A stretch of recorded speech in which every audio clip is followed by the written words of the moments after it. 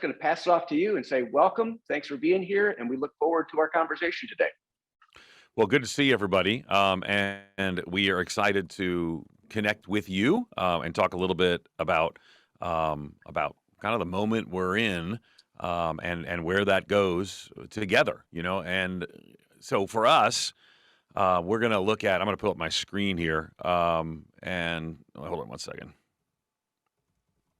Okay, so I'm going to put up my screen and share with you. So I'm calling this a little bit our post-COVID reality, knowing that immediately you say anything about COVID, people say, well, wait a second, is this really post? Or I got an opinion on this, or maybe we shouldn't have been in this, or maybe, and let me just quote the theologian Taylor Swift as we begin. You need to calm down so we can receive this today and have a good conversation. Because, again, I don't know if it's post-COVID. You don't know if it's post-COVID. We're kind of hoping it's post-COVID, but the reality is we're still trying to figure that out, and we're seeing go up in some states, seeing a little of a bump in Europe. But here's the thing. What we've seen in the last 2 years just has to be understood as a time of great shaking, a time of substantive shaking, where we're just not sure what that means for the future.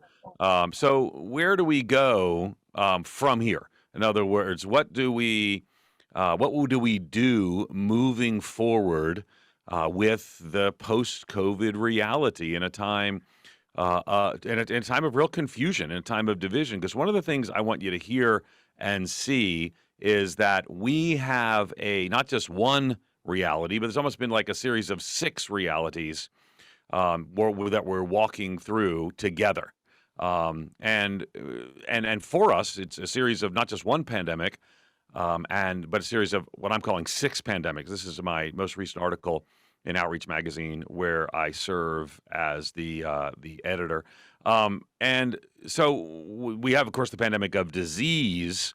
That's been obviously, and people, people have different opinions and more. But there's been a pandemic of disease that we've seen and experienced for a while. But then the reality is there's other things, right? There's a time of distrust in culture unlike anything we've seen in our lifetime. And there's defamation from technology. You're all one social media crisis away in your church or your denomination or your ministry from being very busy for a few days or months trying to deal with a crisis. There's disorientation identity. People are unsure who they are and where they're going. That is multifaceted. I'm going to talk some about that. A huge disruption to mental health that I think will be generational, and then division in the church. What we've seen probably for the first time in most of our lifetime is the division of the culture has seeped into the church at an unparalleled level. And here we find ourselves in really complicated times. So I'm going to talk about 3 big buckets to kind of frame where we are right now. And then we'll walk through those three big buckets together. So the bucket number 1 is what I'm calling COVID and our cultural convulsion. COVID and our cultural convulsion. I think we all sort of agree that there is something going on in our culture that's unprecedented. And that unprecedented time is really for us something we're going to have to walk through. It's going to be a challenging time. Challenging time for us to think about the cultural moment. So I actually am relying on an article. I want you to just take a moment, read the article title and the subtitle. And you can see here that the subtitle is for us a picture of the current moment. It's the way he kind of describes it here is levels of trust in this country, in our institutions, in our politics, in one another are in precipitous decline. This precipitous decline is here. So when social trust collapses, nations fail. How do we get it back before it's too late? So this is by David Brooks, who's a relatively new follower of Christ, and he wrote this in the Atlantic. He writes other things. Not everything am I aligned with 100%, but I found this article and the thesis here really helpful. So I want to share a bit with you about it. So we actually had David in class. I serve as a dean and professor here at Wheaton College, and so we had him in class. And while we were in class, we talked a little bit about the cultural convulsion, and I kind of, in the conversation, it led me to use language a little differently, citing David. I wrote this in an Outreach Magazine column, my first call him as the new editor-in-chief. And what I want to phrase it a little differently. I think the world is having a cultural convulsion. So it's not America. It's not just moral. The world is having a cultural convulsion. Though again, David Brooks is much smarter than me. But so I want you to look with me just for a second at 2020, and this is going to make my host nervous. But I want you to stay with me for just a moment. Let's start with 2020, right? If you can help me out, I want you to put in the chat. Tyler, make sure I can see the chat. I want you to put in the chat, what was the big controversy at the beginning of January 2020? Just put that in the chat. Just drop that in and see what we could come up with. What's the big controversy at the beginning of 2020? I'm waiting for your chat comments because I want to see what they are. And I know you're afraid to put them in because you're like, well, I don't want to write this down. It's really nervous, but it's big controversy. And we are really, this is so unusual. Somebody got it very early on. Usually it takes a while for people even to remember that we began 2020 with, so not the election. That was January 6, 2021. Not the January 6 riot, but that was 2021. So it's fascinating to me that when I put in something, I have this conversation as what's the big, people say, well, was it COVID? Was it? And here's the reality. We've had such a last 2 years that the first impeachment, there were two, the first impeachment of the president is actually like shockingly forgotten because we've moved on to everything else. Let's go through 2020, right? So we start 2020 with the first impeachment of President Trump. Soon thereafter, we begin to hear about I don't know if it was flu, a virus coming out of Wuhan, and people are unsure how to respond to it. I was actually in a meeting at the White House with the Surgeon General. It was me, the head of the Church of God in Christ, a historic African-American Pentecostal denomination, and Walter Kim from the NAE. And we were meeting with the Surgeon General, who just came back from a meeting, and he told us, we were there to talk about the spread of HIV/AIDS in rural religious communities, and but he came back and started talking to us, and he said to us, help us. You got to warn the churches that this is going to be a big deal. And it became a very big deal. You remember in, I think it was March 2020, there was 2 weeks to stop the spread. Remember, everything was shut down, right? And I think most of the U.S., but Canada as well followed suit. So we had 2 weeks to stop the spread. I miss talking in terms of 2 weeks. It's been a very long 2 weeks, very long 2 weeks. And again, as I say these things, some of you are like, well, we shouldn't have done that. Well, I've got more opinions. I've got thoughts on these issues, and I get all those things. But so now we've got the what we call now COVID-19, 2 weeks to stop the spread. And everyone was decently united around that time. 96% of churches shut down. Those that didn't, probably everyone on this call did. Those who didn't tend to be very rural areas who were, small churches and rural, small communities that hadn't been impacted yet. Later they would be. So and it was funny. So 2 weeks stopped the spread. Well, funny is the wrong term. It was funny in my household because after the 2 weeks, my wife's an introvert and I'm an extrovert, and Donna is introvert, and all of our kids are extroverts. So I said to her after 2 weeks, and the president announced we're going to go another month. I said to her, hey, as an introvert, is this fun for you that we just kind of get to hang out at home and we don't have to interact with new people? And is this a introvert win? And she looked at me and with a smile on her face, she said, are you going to be here the entire month? So there is a sense that we all experience some level of dissonance during that time. But the reality is by the time you got through the other side, maybe halfway through the month-long shutdown, you began to see cracks in the unity that were there. Wasn't long thereafter, we saw the murder of George Floyd all over the news, all around the world. And again, even then, at the beginning, you found there was not a lot of people defending it. People, Republicans and Democrats, both were condemning this. Different ways they expressed that. But very quickly, you could feel a shift in how people were responding to this. So there were the protests that followed the murder of George Floyd. We're just in 2020, right? So we've had an impeachment. We've got a global pandemic. We've got an economic crash, right? Do you remember your church giving in March and April? You were unsure what was going to happen, where the future held. And then we saw the murder of George Floyd, and it sparked protests that the New York Times said were larger than the civil rights protests in the 60s. Every Christian book that was written on the topic of race, think about John Perkins or Trillian Newbell or Jamar Tisby, all those books sold out, were out of print and had to be printed more because so many Christians were like, well, what do we need to do? How do we need to learn more? it was fascinating to me how many people said, we want to learn more. Everyone held a panel. I mean, I'm guessing if I asked by a show of hands, and I won't, every one of you did something. You had a panel, you had a conversation. You said, we got to understand the lived experience of our African-American sisters and brothers differently. Um, if you live in Chicago and lots of other places, you know that there were riots. And the riots, I mean, I was the interim teaching pastor at the Moody Church in downtown Chicago at the time. And I mean, there were like, I forget where I was, but I was watching television, and there was like a phalanx of officers and protesters and some rioters, and it was making the news, and it was right there. I could see it, like, there's the church, and it's right there. We had families who lost everything, businesses burned out. I mean, it was a big deal. It was a big deal in Chicago. It was a big deal across the country. And by the time you got through and dealing with some of these things, you began to feel the way people originally responded to the murder of George Floyd shifting some. Because at first, people were like, well, I want to learn more. How can I understand systemic racism more? And soon people were like, well, wait a second. What about, I mean, look what happens when we don't back the blue, right? When, what do blue lives matter if black lives matter? And do all lives matter? And again, I mean, this is just summer 2020. And now I recognize anything I say, be like, well, you should have said more about this. You should have said more about that. Just stay with me. I'm describing. I've written plenty on all these things. And you might not agree with everything I say or think, and that's okay. But my point is not even to wade into all these moments, but to realize just how turbulent and tumultuous 2020 and following was.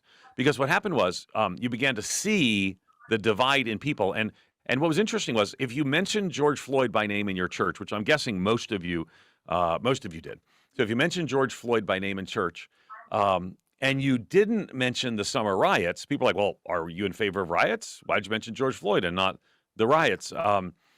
Maybe you had conversations about race and injustice, and it's like, well, why didn't you condemn the riots? And I had a great conversation with Esau McCauley on the Stetzer Church Leaders podcast, and he said, is there like a big group of Christian leaders who are in favor of the riots that we need to sort of condemn? Because it seems to me everyone's against the riots. But it was like, if you didn't mention that, you didn't mention the riots, but you mentioned George Floyd, people began to get unhappy. There's a cultural convulsion going on. And then we had the election, right? So the election, November 2020, right? So this is all within 1 year. How crazy is all this, right? So this is all within 1 year. And Fox News eventually called the election for now President Biden. And I say Fox News on purpose because then you had a choice to make, right? So my phone sort of lit up and people said, well, what do I do? We've always prayed for the president-elect. I bet you do as well. We prayed for President-elect Trump. We prayed for President-elect Obama. We prayed for President-elect, keep going back. But now people are saying the election was stolen. What do we do? So I called Rick Warren, who just a friend for many years, and I said, hey, I need you to do a podcast. So he got on the podcast an hour later. He said, we're going to pray for President-elect Biden. And later on, he would tell me that got some people really upset in his church, that he wasn't supporting, standing up, speaking out, and stopping the steal.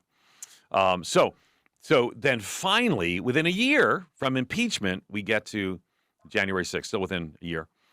And my guess is, I mean, you like me were really struck by that. I wrote an article in USA Today that really went very far about evangelicals facing a reckoning. But you January 6th, maybe your church said something, right? Maybe on that Sunday you said, that's not us, because they prayed in Jesus' name on the floor of the House and the Senate. So maybe you're saying that's not us. But then if you said that, and you mentioned George Floyd by name, but you didn't mention summer riots, and you didn't help stop the steal, or maybe you didn't mention George Floyd by name, but you mentioned the summer riots, and you didn't mention January 6th, people began to correlate things in their mind, and you began to experience, and when did you put masks on as a requirement or off as a requirement? How long did you wait to open? Because all of a sudden, people, depending how long you waited to open, people are calling you a compromised coward. Maybe you're telling people to require masks. I'm guessing most did, depending on where you are. And let me also mention, too, that, what these conversations, this team engages across the country. So if you're in New York, right, I was the interim teaching pastor during the pandemic. After Moody, I went to Calvary in New York City. It's Stephen Olford's old church across the street from Carnegie Hall. I got to tell you, very different experience. We didn't have to require masks. Everyone wore masks at the peak of the pandemic. I mean, I think we did, but we didn't have to. But if you're down in Texas, I mean, they didn't participate in the pandemic, right? They've been kissing each other on the mouth for 2 years, right? And people debate for a decade to come. The results of all those things is why is California and Florida so different in their approach, and yet anyway, another story from the day. And I know you're like, well, wait, Ed, I think this. I got you. Calm down. My point is the world has been on fire, and it has come into your church. And you've heard people say when you required masks, maybe longer than they thought, you're a compromised coward. When you kept things closed or you followed social distancing, you're a compromised coward. And then almost everyone's meeting again today, and most places aren't requiring masks. And then you got a whole nother people like, we're still in the pandemic. You're going to kill somebody. What kind of terrible person are you? So nobody has walked through the last 2 years without experiencing a higher level of criticism and difficulty. And I believe, sadly, it's going to get worse before it gets better. You say, but Ed, the pandemic seems to be ending. Moving to endemic phase. Whatever term you want to use, please don't send me letters. But the point is that cultural convulsions, David Brooks wrote, tend to take about 4 to 6 years. Well, I'm trying to remember specific. I did some more research. I don't know if I pulled that out. But what he pointed out was every 60 years, and he cited one author primarily and I think another secondarily, every 60 years, America seems to go through a cultural convulsion. He calls it a moral convulsion, where we look at one another and we don't believe each other anymore. I mean, think of the 60s. I'm not going to believe what you write. I'm going to make my own newspapers and newsletters and all those sorts of things. So all that is the cultural moment that we're walking through today, again, every 60 years. And he points back to the late 1800s. The same thing. We see this pattern. So we have been here before, but it's not probably ending in the next few weeks and months, even if COVID becomes endemic or whatever. Cultural convulsion tends to last 4 to 6 years. If we look at the peak of the cultural convulsion in the 60s, has to be 1968. 1968, I mean, people weren't sure the country wasn't going to pull apart. I don't think anybody in our call probably remembers 1968 personally. I was alive, but just a baby. So what we see is it felt more divided then than it is now. Cultural convulsion of the first order. So that's the one thing I want you to see. It related to a cultural convulsion, but there's a little bit more that I want you to see as well. And it's another article. I like citing articles if that helps. It helps us give us resources to read more. The other is called Waking Up in 2030. This is by Ross Douthat. Ross is a columnist for the New York Times. He's actually a former evangelical converted to Catholicism. He's very conservative Catholic. He writes, I think, books and articles critical of the current pope as being too progressive as he sees it. Just give you a feel for who he is. Former evangelical, oddly enough. So he writes this article, and if you notice the date, it's June 27th, 2020. And it's called Waking Up in 2030. The suspended time of the pandemic has put history on fast forward. So what happens here, I want you to miss what happens here, is his article makes the case, particularly around race, that most of us accelerated our understanding of race, or maybe systemic racism, or maybe injustice or more, in 2020. The murder of George Floyd seemed to be a catalyzing moment for more conversations, more learning. But what the argument he makes, and I'm going to make it not just on race, but the argument he makes is that people accelerated, but they accelerated at different speeds. And we would have had a decade, as 2020 writes as 2020, we would have had a decade to kind of talk this through together. But all of a sudden, 2020, it like people hit the gas, right? So my guess is some people in your church said, man, I want to learn more. I want to be aware. I want to hear from African-American leaders who share my faith commitment, who maybe have a different experience in living in their community or engaging certain systems and structures. Okay, so I'd say a lot of people did that. So they accelerated. Other people accelerated and said there was a provost at a Southern Baptist seminary. So Southern Baptist Seminary, very conservative denomination.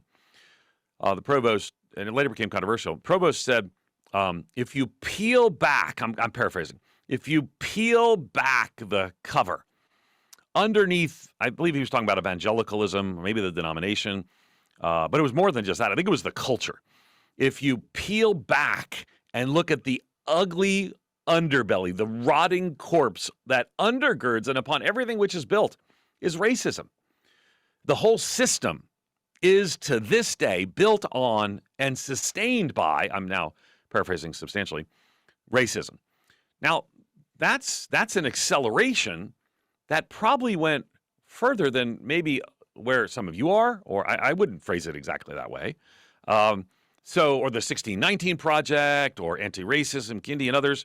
And so people accelerated at different levels, and it caused conflict. And then some people said, whoa, whoa, whoa, whoa, whoa, whoa. And they went back the other way and said, I'm not sure that we need to talk about systemic racism at all. That's critical race theory. By now, my hosts are like, oh my gosh, you also mentioned critical race theory masks. Let's talk about vaccines. Let's throw it all in. Let's cover it all today. But my point is, we're in the midst of a cultural convulsion unlike anything we have seen in our lifetime. It's not going away anytime soon. People are accelerating at different levels. Again, that's the point of the article.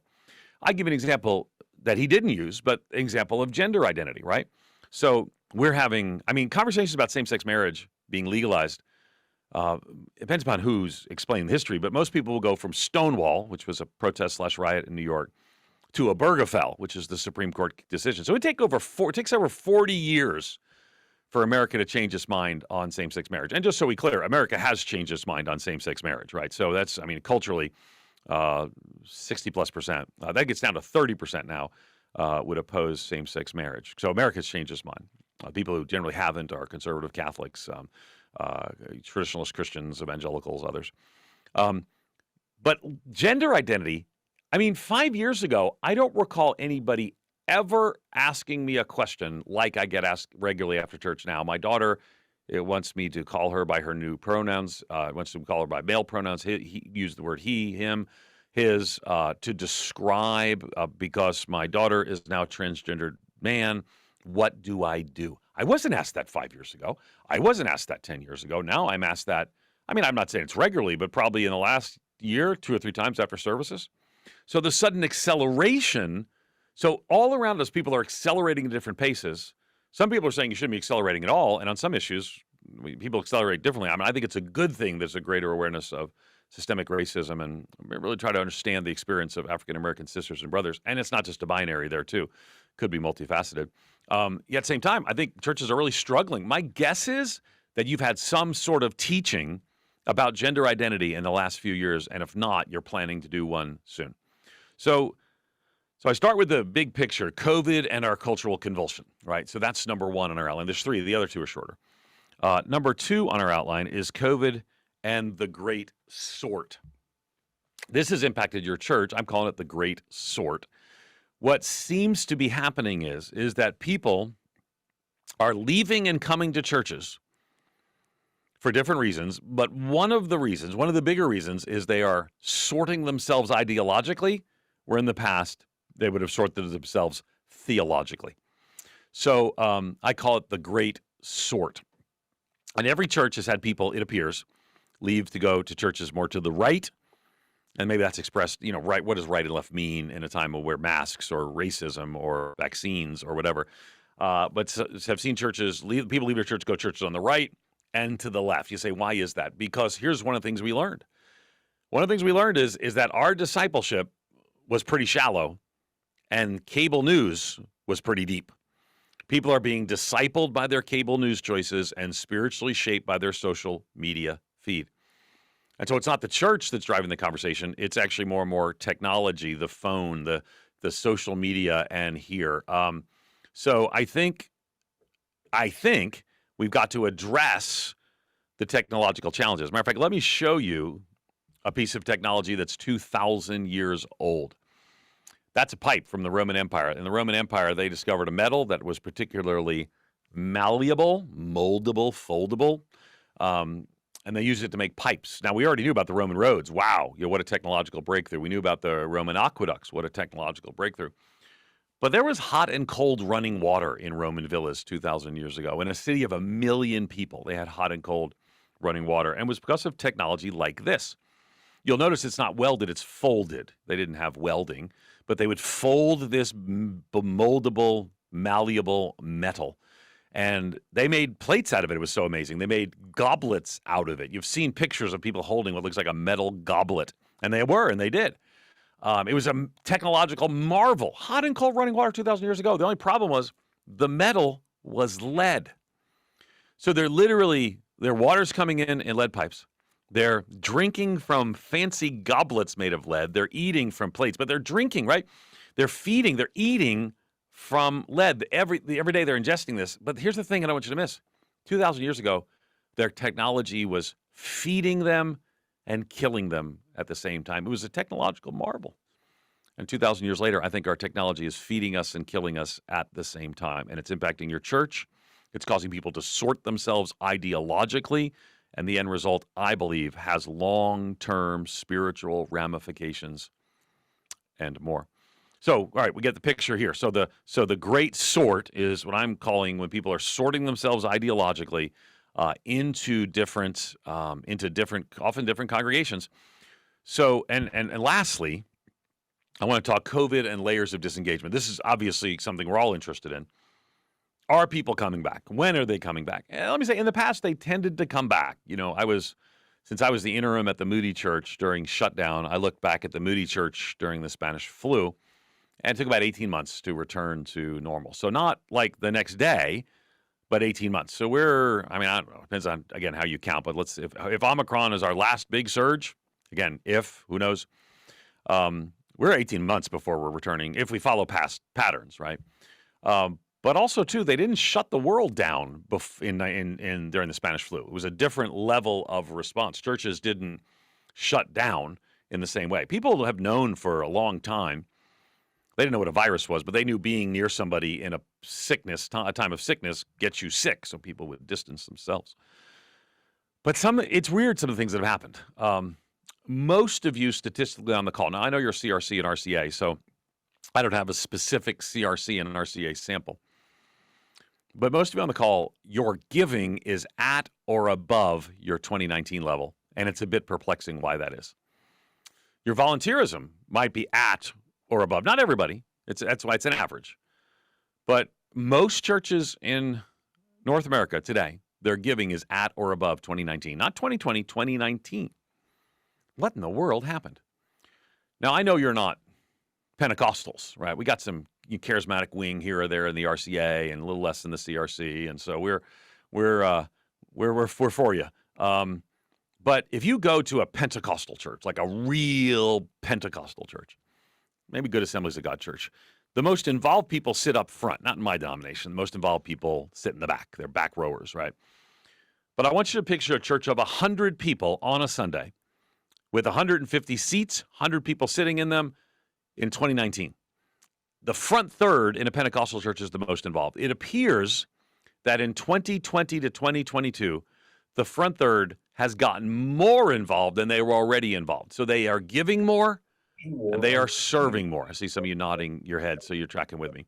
They are giving more and they are serving more. So that's an important, wow, what is going on? What is going on? So giving more and serving more. So second, right, is the second third of the church. The second third of the church is still hanging on. They're kind of waiting. They're still trying to see what happens. Maybe they've kind of regained, re-engaged some of the ministries, things of that sort. But they haven't stepped up as much as the front third. The front third, who were already your best givers, became better givers often and better servers. But I want to talk to you about the back third. Remember, it's 100 people in a church. So if it's 100 people on a given Sunday, the back third of the church could represent 150 people. I say, Ed, how can that be? Well, because they only come Christmas, Easter, maybe 5, 7, 9 times a year otherwise, right? They're irregular attenders. They're loosely connected people. It appears that the back third of most churches, which numerically might make up the bulk of its people, but they're kind of loosely connected. They like I said, they don't give a lot, they don't serve a lot. That's why your church hasn't collapsed. But it appears the back third in the last 2 years have disconnected, many potentially permanently. Let me show you what I think that looks like graphically. So I think that this moment is a key moment for us. And I'm of the view that, God brings us to these moments. All of us come to these moments for such a time as this. So if we're looking at this post-pandemic reality. So I'm a missiologist, right? So I want to talk to you about missiology. If we're looking at this post-pandemic reality, we've got a cultural convulsion that appears is not going to resolve anytime soon. We're going to need reservoirs of resilience. That's why this community is important, and others. We're going to need reservoirs of resilience as pastors, as clergy, as team members. We might not be halfway through. Now, cultural convulsions do tend to resolve. In the 60s, eventually we ended up in the 70s, and things sort of settled down again, and we got disco. So let's hope that doesn't happen again. But so it might be 2, 3, 4 more years, and we're going to lead in a culturally convulsed time unlike anything we've seen in our lifetime. And I know many of us say, I didn't sign up for this. This is hard. I know we're going to need reservoirs of resilience, and community to make it through together. Cultural convulsion. Now, the great sort, this is a reminder that we're going to have to re-engage and redouble our disciple-making efforts. I was speaking at the Barna National State of Your Church event, and something David Kinnaman really, he's got, like I do, he has college-age kids. And he says, my college-age kids have a phrase, he's just not that into you. She's just not that into you. And he said, one of the things pastors we learned in the last 2 years, they're just not that into you. They're more intrigued by talk radio. They're more into cable or social media.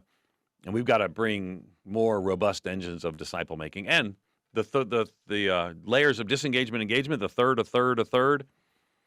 I want the front third to be normalized. I want that to be what it looks like post-COVID. So we've got to help the front third. And maybe this Easter and around could be an opportunity for that. The front third's got to help us engage the second third at their higher engagement. Let's normalize the new level of engagement we've seen in some of our key members of generosity, of giving and serving. So let's normalize that. So the front third helps us to engage the second third, but then we've got to engage the third together. And I think Easter could be a key opportunity for that. Summer can be a key re-engagement. This fall could be a prime season. And then not just getting people back to church, but we've got to engage the world. I think the world's on fire. We're not the only ones that are feeling it, right? I mean, this is a time of great cultural tumult and turbulence. So for all of us, we can invite God's people to join us to reach a lost and hurting world. I'm actually part of a campaign called He Gets Us. You can go to hegetsus.com. And we're actually running, they're actually running ads, $150 million of ads. You'll see them all over the place. Get people talking about Jesus. We need our churches ready to engage people who are going to be talking about Jesus in new ways. Now, we want to give time for Q&A, so let me just take us back to the last cultural convulsion. It's 1968. I don't think any of you are old enough to remember. But 1968, the world felt like it was falling apart. Vietnam War protests, civil rights protests, the assassination of Martin Luther King, April 4th, assassination of Bobby Kennedy. Where I live in Chicago, the mayor just said, go break open all the protesters' heads in Grant Park, and he did. And we remember Dan Rather famously being pushed over at the convention in the news. This was all over the news. What you might have forgotten is 1968 was also a global pandemic. Your parents and grandparents would have probably called it the Hong Kong flu. We call it H3N2 today. And it was a huge deal. So we had in 1968 a cultural convulsion unlike anything most people saw in their lifetime. Most people saw in their lifetime. And we are walking through a cultural convulsion today that none of us have probably experienced in our lifetime. But here's a brief word of encouragement I want to give you. In 1968, there was a pastor in Southern California, and he said to his daughter, I want to meet a hippie. And she brought home a hippie. And he was a new follower of Jesus, trying to figure things out. And anyway, they started a Bible study together, grew to 1,000 people, and soon there was another one. They started these Bible studies in coffee houses and communes up and down the West Coast, and it spread all across the country. 1968 was that meeting, and when the world was on fire, when the culture was convulsing, when people were divided, and the world was obviously broken, we saw an outpouring of the Holy Spirit that today we call the Jesus People Movement. That pastor was named Chuck Smith. That hippie was named Lonnie Frisbee. I'm of the view that we might look back in 2025 and say the cultural convulsion was a real time of shaking for the church, but it was also a real time of shaking for the world and the church. God on mission engaged in robust discipleship, make sure staff made it together and pastors made it together across the finish line. That front third engaged the second third to re-engage the third around Easter, summer, and fall 2022. And we saw a real outpouring of the Holy Spirit and evangelism beyond that. So I'm encouraged. I mean, I'm always perpetually encouraged because I've read the end of the book and Jesus wins. But there is a sense that hard times lead to spiritual movements. And we're going through a hard time. Late 1800s led to some of the revivals in the early 1900s, not just the Pentecostal revival. That was one of the revivals. So what I want to say to you is, as a missiologist, I see this moment as a key moment for churches to show and share the love of Jesus in the midst of a broken and hurting world. And I hope that's your passion as we move forward into 2022. Still in the midst of a cultural convulsion, but we try to do it as the body of Christ on mission in the world today. All right, that's kind of my presentation. Thanks for the opportunity to share with you. My understanding is we're going to do some Q&A or something. I'm going to just turn it back over to Larry, who's the brains of this operation, and we'll go from there. Oh, some people are starting to post their questions. So I actually can't, Tyler, the microphone's in front of where I would normally see, so I can't see those. So once you get that started, just mind go over there and move that for me. Okay, so Larry, back to you, brother. Yeah. Hey, thanks, Ed, very much. And for mentioning all the good things, right?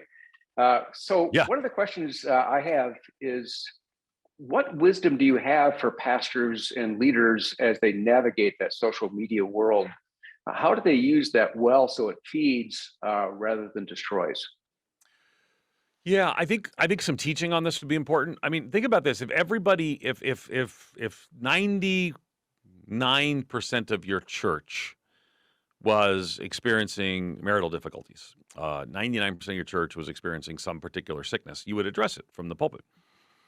99% of your church is engaged in something related to social media on their phone. I would think we need a discipleship of media use in our lives. I was preaching at Saddleback this summer, and Saddleback's been experiencing this as well. By the way, one of the stats I shared at Saddleback was, according to one study of pastors, 30% of the new people coming to churches were people who were leaving their last church because they disagreed with how their last church handled COVID.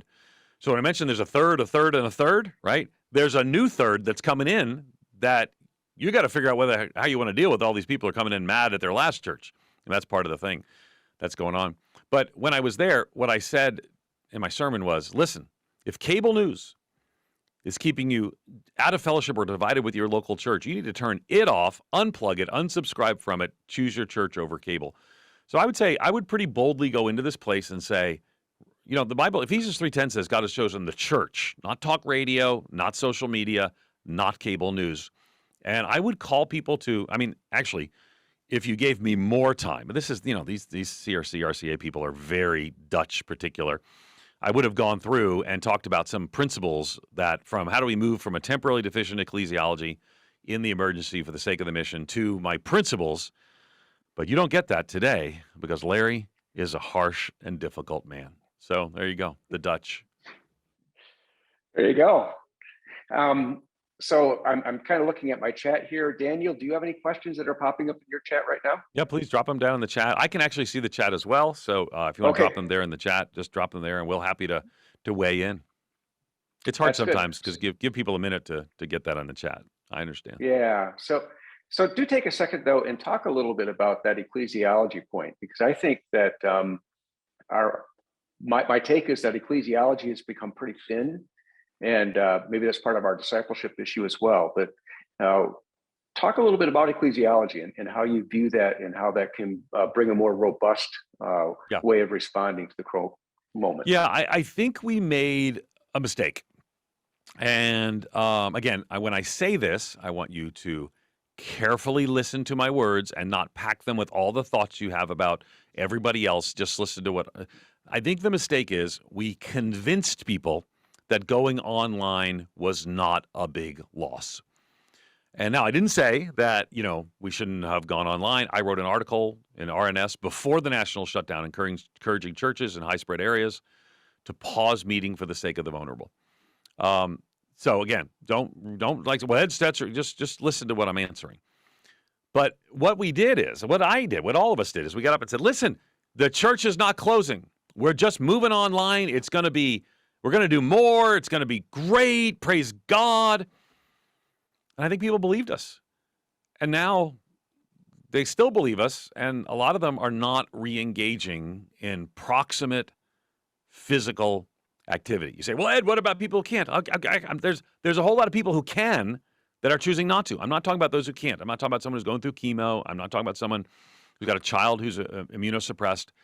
But what I'm saying is, churches are back, depending on where you are. Chicagoland, we're at 60%. I was just in Canada yesterday; they're at 30%, 40%. You go to Texas, Arizona, it could be 80%. But there's a whole lot of people that are gone, and they're still going to shows, and they're still doing whatever else. They're going to movies. They're doing whatever else they're doing. So my point is, I think we need to emphasize and elevate our ecclesiology and tell people why electrons and avatars are not enough. We need feet and faces in proximate community, partaking in the Lord's Supper, the Eucharist together, and more. So I think we because we're pastors, we're like, hey, it's going to be okay. Come with us online. Well, here's a couple things. First, I don't want to hurt your feelings, but there are way better online preachers than you and me. There just are. So if we're going to tell them it's no big deal, you don't need proximate community, you don't need a pastor who's going to care for you or nurture you or be with you or a community that's going to walk alongside you. I'm going to see a lot of people listening to them, not to me and to you. So I think ultimately I would teach, and again, I mean, we think in the Reformed tradition, RCA, CRC here, the right administration of the word, right? The right proclamation of the word, the right administration of the sacraments. I mean, those things require proximate community. So I'm unapologetic in saying it's time to come back. If people haven't, who can, keeping in mind that we recognize persons with disabilities. There are exceptions, but I think we need to call people back, and I think we need to do so with an ecclesiological description of why the church gathers. So Cam is asking, how have you seen churches engaging with other local churches to create an impact in a community? I think that's one of the things that happened early on, Cam, and I hope it can continue. So, like our church is it's one of those multi-site churches, and where I go to church is called High Point Wheaton, and we're right next door to a big apartment building. DuPage County, I think, is the highest per capita refugee resettlement in the country. So we got a lot, and so a lot of ministry. So when everything shut down, the systems of distribution were disrupted. So our church turned into a distribution center. Our little coffee shop, a lot of these, churches like mine have a little coffee shop when you go in. We turned that into a food bank and a distribution center. But we partner with all kinds of churches, all kinds of different churches. I mentioned Saddleback earlier, and I mentioned Calvary Chapel, Costa Mesa earlier. So last time I was out speaking at Saddleback, I did a radio program at Calvary Chapel, Costa Mesa, and they've partnered together with Orange County. It's amazing how much more friendly sometimes hostile governments can be in the midst of a crisis to people who are going to serve alongside them. And so they have food distribution and stuff for kids, and they did some stuff with personal protection things, masks and things of that sort. And so churches are collaborating in a way that we haven't seen in a long time in a very positive way, and I think that's good. And I would say, too, that collaboration in service. I talked today about the gospel opportunity that includes gospel proclamation, right? Someone dropped in the chat the He Gets Us campaign. Thank you for that. So I think also gospel demonstration. So here's an opportunity for us, gospel proclamation, gospel demonstration. At the beginning of the pandemic, I wrote an article in USA Today, perhaps overly hopeful. And I said, Christians are going to stand up, stand out, and stand in the gap in this time. We're going to be caring for the hurting. We're going to be showing and sharing the love of Jesus. And many did. Let's not, the big ones that make the news, that made a spectacle, that's not necessarily us. But your church probably is better known in your community and probably known for partnering with others in your community in a way that wasn't before. And in that article in USA Today, I quoted Eusebius, the church historian. And I said, because of the Christians' work, I think it was 4th century, it said, Eusebius, right, the Christians, quote, deeds, the deeds of the Christians, the quote, deeds of the Christians were on everyone's lips, and they glorified the God of the Christians. And I think we've seen churches, probably yours, I know mine, do that very thing. So, and in some ways collaborating, Cam, good question, in some ways collaborating with others in the community. Good. Somebody else, question or comment? So Ed, I'm going to be working with the church in a couple of weeks and they are experiencing a lot of what you're saying. They're seeing a lot of people online. They're seeing a less commitment to the local congregation than they had before. Uh, how do pastors and church leaders try to re-engage that back third of the church? Yeah, and it's a good question. And I'm going to drop in the chat a sermon. I just gathered some local church pastors here in Chicago, and Pastor James Meeks sent a sermon where he talked about this, and he talked about bringing the sacrifice of praise. His African American church. It's a fascinating church, actually. It's the largest church built as a church in the country. It's African American church, and so I'm seeing if I can find that. Here it is. So he basically said, I'm going to teach and preach. Oh, Tyler, I just realized I don't have access into the chat, so I'm going to text it to you to drop in the chat because I'm in my studio, so Tyler's the one who's making the magic happen. But I'll just drop that in there. It's not going to be everyone's tradition, but I think ultimately what we had this discussion with this group of pastors. So we're all sitting around a circle and saying, here's what we're doing. So one pastor said, we are treating the people who've sort of disconnected and disengaged, we're treating them as if they're checking out the church for the first time. So we're actually like maybe you do this when you have guests, and maybe once a quarter, once a year, you have a reception for new people. He says, so we're having a reception and asking people who've been active only online to come to the reception. So we want to sort of turn people towards that. So we're re-engaging them. We're not shaming them. We're not blaming them. We're re-engaging them. And so I think that's a good way to do it. Also, too, I texted it to you, Tyler. So, okay. So we're re-engaging. We're also, he said, well, in this case, James, it's actually a different pastor, said how we're re-engaging them. So I would do that. I would say, what strategies do we do? One pastor said, this spring and this fall, we've committed to call every person, maybe get the front third or the staff to call every person in the church, try to re-engage them for Easter.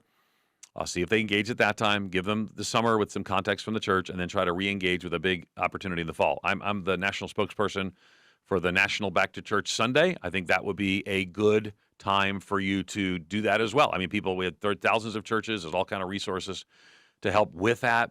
So giving people handhold, that's September 18th, 2022.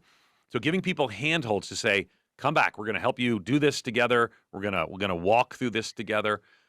We can make this work. So those are some of the things. And what I would say is you need to ask the question, what in your church can you do right now to make this work? Tyler, I'm going to email it to you because I'm seeing that it's not getting over to your text. So I'm going to email it to you. So we'll drop that sermon in there. But again, I would ask the question, I think, and again, people use this term right now, I think church is essential. I think we need to communicate that. I think that, now you might say, well, Ed, why then did you think churches should shut down? It was a temporarily deficient ecclesiology in the emergency for the sake of the mission. I think it was the right choice. I don't think everybody, people made different choices. I think it was the right choice to say some places needed to pause and did. But I think now we've got to help people see that church is not a consumer activity where you watch on a screen. Oh, and here's one more thing. A lot of times what people have found is that right now where people used to watch synchronously with you on Sunday, let's just pick Sunday 10 a.m. Now they're watching your Facebook Live broadcast of that on Thursday. They're watching asynchronously. You're going to have to convince people that the burden of coming to church is worth because church itself is essential. So I think that's really important. So here's another one. Could this be a tipping point? Will the assembled church simply be smaller in number moving forward? Is this a time to recalibrate and begin working with what is more than we hope to have? Let me try that. And begin to work with what is more than what we hope to be. You seem to be more comfortable working with the committed than with the crowd. Yeah, maybe. I mean, I don't know, Keith. It's my experience level going through global pandemics with a global shutdown is limited. I'm guessing all of us are sort of relate to that. So best predictor of future behavior is past behavior. 18 months, most churches after the Spanish flu were back to where they were before. They didn't have the other stuff going on where people were sorting to the left and to the right. So let me put it this way, Keith. I believe they're not coming back. So I don't believe if you do nothing If you just say we're going to keep business as normal, business as usual, I think maybe we'll see some in the next few months. I mean, let's see, what COVID does. But here's the thing. So when I was a church planter before I became whatever I am now, and I've planted 6 churches, depending how you count. 6 churches, depending how you count. And I think 4 of them I was involved in the large launch. And one of the 4 had a rainy day. It rained. And when you get rain on your launch day, it's a disaster because you were hoping for 200 people and you get 40 people because loosely connected people or unchurched people that we're trying to reach in a new church or de-church people, they're one easy excuse away from not showing up for something, right? So, well, it's raining. I don't want to go out. Okay, you do that. You measure your church attendance, you probably rock when it's raining. It's been raining in the minds of people who don't go to your church or so you go to church. It's been raining for 2 years. Now, that has got them in a mindset. So I would say, Keith, I'm not sure, because that's what I'm supposed to say, right? So nobody knows the future. I'm not a prophet, not the son of a prophet. I work at a nonprofit organization. That's what I'm supposed to say. So, but I think that probably we're going to reset finally at a lower level in less churches. I think some churches are not because they're going to take this as an opportunity to join Jesus on mission and really seize the moment. So Cam is asking, do you think there's a point where streaming our Sunday services will hinder rather than help our impact? Yes, absolutely. Now, I don't know what. So here's the conversation I'm having with a lot of pastors. Right? We made it really awesome. So like I don't know the sizes of churches on this podcast, but when I preach at churches, some of the largest churches in the country now, they'll actually say to me, "We need you to record Thursday for our home audience." So it's we used to call it High Point at Home at my church, and so I'd record Thursday. So listen, those of you at home, et cetera, et cetera. We made it really easy to basically be a home engager. We've moved away from that, and churches are moving away from that in a lot of places. They basically are saying, we want to make it that you get to look over the shoulder of the in-person lived experience rather than making it so great for you not to stay home. So I do think, Cam, yes. And I think I'm not of the view we need to turn off the stream. I think, Tish Warren wrote an article in the New York Times saying that, and it just went crazy. People were yelling at her saying she's anti-disability. And I would just say that, she's an Anglican priest. If an Anglican priest who believes in an embodied Eucharist experience together, I'm really not shocked that she would say, let's not stream things online. She would they take the Eucharist to the homebound. So, but I think there's something too that we have made it too easy to stay home. I'm a dissenter in some of that. I don't want to plant internet-only churches. I don't even want to make online campuses a goal. I want to make them a tool where people can engage, but I want to get them in proximate physical community, partaking in the ordinances, living in community, and more. And I think we're at that place. People could be watching this video like 4 months from now, and it's going to be a whole different story. This is the world which we live in. You say something one, and then there's a big new wave and a new variant. I don't know. But I am saying that as case numbers go down, if we moved, when the Spanish flu went away? Everyone says 1920. It didn't go away in 1920. The Spanish flu stayed until 1957 is when the Spanish flu went away. And it got bumped out by another HN virus. So 1957. So we're going to have to figure out how to live with this. And part of living with this is living with this in community, in proximate community. I really think that's important. Well, Ed, thanks so much for spending the time with us. We really appreciate it. And we're excited to hear again how God is moving even in the midst of all the craziness we got going on around us. So blessings to you and to everyone. Thanks for spending some time with us again on this day. We'll talk to you later. Brother. God bless. Thanks. Yeah, good to see you.